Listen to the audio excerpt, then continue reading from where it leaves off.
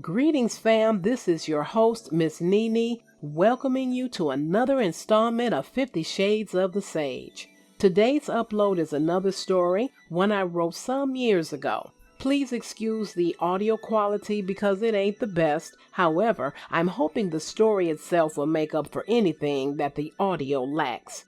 This story is brought to you by these wonderful, fantabulous, beautiful cartoon coffee mugs created by moi, so please consider ordering one or a few. The link to do so is in the description box below. Remember, it is my goal to upload content conveying a message of some kind by way of editorial style, storytelling, or an off-the-cuff, heart-to-heart rant. It is my goal to upload at least bi-weekly until time allows me to do so more frequently. If you haven't done so already, please view the previous content and don't forget to like, subscribe, and share with others. Today's story is entitled Alfred Tillingsworth. Now sit back, relax, and enjoy the story. Once again, I thank you tremendously for taking the time for tuning in and nurturing this channel into a full-grown organism. Have a great day, evening, or night, whatever applies.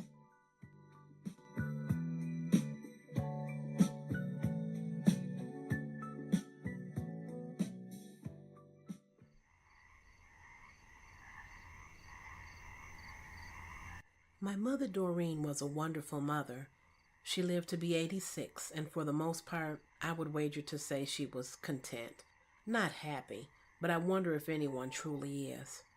There would be times during my childhood where my mother would look at me and remark, "Cheryl, you are going to grow up and be a beautiful woman. You are a beautiful child. I'm blessed to have you." I'd always follow up with my childlike reply and say, "I'm blessed to have you too. I love you this big." I'd hold out my arms just to show how much love I had for my mother. She'd hug me, laugh, and go on with whatever it was she was doing. My mother and father divorced shortly after I was born, if you can believe that. My father had always been in love with someone else, and he just couldn't bring himself to stay with us. So my parents were married all of 8 months. He'd come around sometimes, but his heart really wasn't in it. My mother didn't seem to be bothered with not having him around, and explained to me when I was older their entire relationship was a farce. They were two immature kids who thought foolishly at the time. My mother dated a few men, but it wasn't until Alfred Tillingsworth came into her life that I observed a glow in her entire being. Alfred was very nice to us both. His smooth brown complexion and charming demeanor was indeed enchanting. He always seemed to know the right things to say and do to make Mama happy. My mama felt hard for Alfred Tillingsworth. Alfred didn't have any kids of his own and had never been married. He was 36 and my mother was 34 when they first met. Things were going along fine, and it wasn't until perhaps 4 years into the relationship when things took a turn for the worse. One day I came in from work and saw my mother sitting on the kitchen floor sobbing. I quickly ran to her, and it took her a moment to realize I was there trying to lift her from the floor. Once I calmed her down, she told me Alfred left her and he wouldn't be returning. Alfred never really lived with us. He had his own place, although he spent quite a bit of time at ours. This man is just walking out of my life as if I never mattered? How can he do that? Why? My mother replied with a quivering voice. I hugged her tenderly, not saying anything. I had no answers. I figured Mama would cry and have her grieving moment, and then she'd be back to her old self. On the contrary, my mother journeyed on a downward spiral staircase, close to madness. She called off from her job and stayed home for a while. She would lie in bed all day, and I had to take a day off or two from my own job to help care for her. I knew where Alfred lived, and shortly after all this transpired, I made it my business to pay him a visit. When I got to his apartment, I discovered he had moved. One of his neighbors told me he moved in with a woman who lived in another state. I returned home knowing I wasn't going to share that bit of news with Mama. Hell, maybe she knew. The truth was, her conversation was so incoherent, I didn't know her version of the events. After a couple of weeks, my mother requested I help get her cleaned up and take her to another part of town. She wanted me to drive her to a lady's house she said she used to talk with years ago. The woman's name was Zenith. I had never seen or heard of this woman before and wondered what she could possibly do to bring my mother out of this state. Yet, I did as my mama asked, and I took her to Zenith's place. Upon arriving to Zenith's house, which had all sorts of wind chimes around it, I heard a voice with a strong Caribbean accent yell, "Come on in, I hear ya." My mama and I entered the quaint place. Incense was burning and it smelled very nice. The place was very welcoming. Zenith was a cold black woman. I had never seen anyone as dark as her. Her features were striking, and she appeared to be about my mom's age. I later learned she was significantly older than my mother. She looked at us both, and then she looked back to my mother. "Doreen," she replied softly, "what poison have you allowed to get inside you?" My mother, who looked as if she aged 20 years, replied, "I don't know." My mother sat down on the couch and began to cry. She cupped her hands over her face. Zenith looked at me and asked, "What is his name?"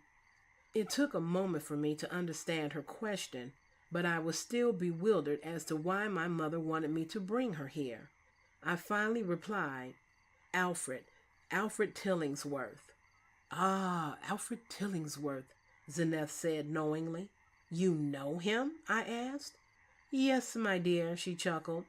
"Alfred has many names, shapes, and sizes, but his poisonous effect is unchanging." I was confused. Was this woman implying Alfred was a shapeshifter of some sorts? She must have read my thoughts because she replied, "Alfred is not a shapeshifter. He is a man, hon. One that has infiltrated a part of your mom's soul and has poisoned her. Now he is left to do the same to another." "Are you a fortune teller or something?" I asked. She chuckled and said, "Not exactly. I have lived life long enough and have been poisoned myself to understand what your mom is suffering." She looked at my mom, walked over, and sat next to her. "Can you give me something to take the pain away?" my mom asked desperately. "Not completely, dear. Some pain is necessary. I can give you something to numb it, but not to remove it. Only time can take care of that." Zenith put her arm around my mother and instructed her to go into one of the bedrooms and lie down. Mama obeyed. Zenith asked me to follow her into the kitchen, and she offered me something to drink. She poured me some juice and joined me at the table. "Why did Mama have me bring her here?" I asked somewhat impatiently. "Your mother has come to me over the years because I do possess some wisdom and power in many things that were removed from our people many years ago. If our people knew how powerful they are, they would realize what freedom is." Zenith looked at me and smiled, comprehending my confusion. "Alfred Tillingsworth," she continued passionately. "Let me tell you about Alfred Tillingsworth, child. Alfred Tillingsworth is the man who ritualistically caters to women. He knows their strengths and their weaknesses, their likes and dislikes. He is doting, rarely blatantly cruel, but cruel nonetheless. Oh, and he knows how to make a woman's body sing. The delivery of his love juice runs through her body and touches her very soul. She finds herself feeling his touch even when he isn't there, and she gets the butterfly in her tummy when she thinks of him. She mistakes this for love, and this is what enslaves her." Zenith looked at me thoughtfully. I didn't understand what she meant because I was still a virgin. I knew my mother was crazy about Alfred Tillingsworth, but I didn't know how he poisoned her or how exactly he managed to do so. My young body did yearn for a man's touch, but my innocence prevented me from fully comprehending her meaning. Once again, she must have read my mind. "Young lady, what I'm saying is one of those things in life no words can characterize. But I hope you will remember the words because they are not fruitless.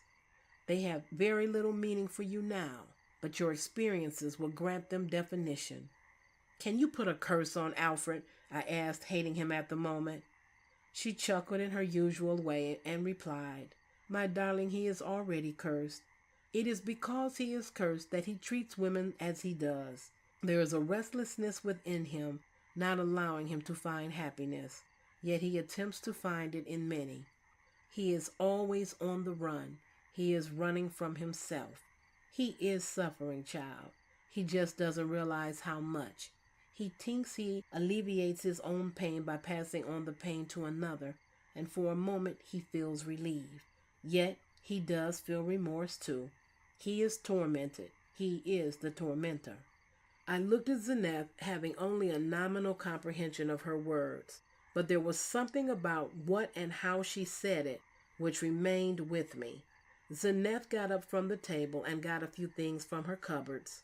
She mixed a drink of some kind and placed it in a jar. She handed it to me. When you take your mama home, give this drink to her. Have her drink half today and the other half tomorrow evening. What is it? I asked. It is what will help relieve your mother's heartache. It is very bitter, so bitter she won't want to finish it, but she must. Make sure you tell her this just as I have shared it with you. Zenith patted my shoulder and smiled. One more thing, my dear. Our meeting today is not so much because your mother's heart has been broken, but more so because you needed to experience this moment. Sometimes things happen to those close to us, to convey a message to us personally. Take heed, my child. One day in the future, you will know better than your mother the purpose of the elixir I gave her today. I took my mama home and shared the instructions of the elixir's use to her. Before going to bed, I handed her the glass and she took a sip. Her face indicated the awful taste, and Zenith was right. She didn't want to drink the rest. I can't drink this stuff. It's nasty. She handed me the glass. Mama, Zenith said you must drink half today and then the other half tomorrow. My mother looked at me with tear-filled eyes and said, I can't drink the rest of that stuff. I've had enough. It's too bitter. Mama, you have to. No, I don't. Pour that mess out. I don't know what I was thinking. Mama started crying. Alfred, how could you do this? Didn't I mean anything to you? Why? Eventually, my mother finally got herself together and went back to work. Of course, she had to find another job, but we managed in the meantime. She still mourned the demise of her relationship. Time did heal her wounds, but it left its scar. My mother never allowed herself to get close to anyone else after Alfred. This, I felt, was the real tragedy of her experience. This is when I realized why Zenith gave my mother the bitter-tasting liquid. The elixir signified the situation. It was bitter, and my mom could either keep sipping from the bitter circumstances, or she could refuse to drink from the cup altogether. It is an unforgettable taste which prevents you from drinking from the same circumstances. My mother may have refused the actual drink, but unfortunately she allowed the bitterness to triumph, thus dismissing the possibility of true love to ever introduce itself. Years passed and I met my own Alfred Tillingsworth. Zenith was right. He was everything I thought a man should be. He said and did all the right things, and yes, he made my body sing. And like my mother, I discovered my Alfred was not who he portrayed himself to be. I mourned, but I didn't continue to drink from the same bitter cup. After my painful experience, I still gave love a chance and ended up meeting and marrying a wonderful man. My mother spent most of her life warning me about men, and even after I married, she still continued her cautious rhetoric. My mother lived her life existing, but not truly living. Alfred was just as much a part of her life in the present as he was in the past. Whether she realized it or not, she did share a lifetime with this man, even though he wasn't physically present. Once my mom got up in age, she suffered with cancer. I cared for her in her last days. We talked quite a bit, and she admitted she regretted her unwavering dismissal of the possibility of love. On the final night of her life, as we know it, my mother was muttering something. Her words were incomprehensible, and they were faint whispers. Finally, she exhaled, and 2 words of perfect clarity escaped her lips before she was forever silent. Alfred Tillingsworth. Hello, fam. I used to be a really avid reader of all sorts of novels, being a big fan of Richard Wright. I just loved him. Another favorite of mine was The Invisible Man by Ralph Ellison, which I think was just brilliantly written.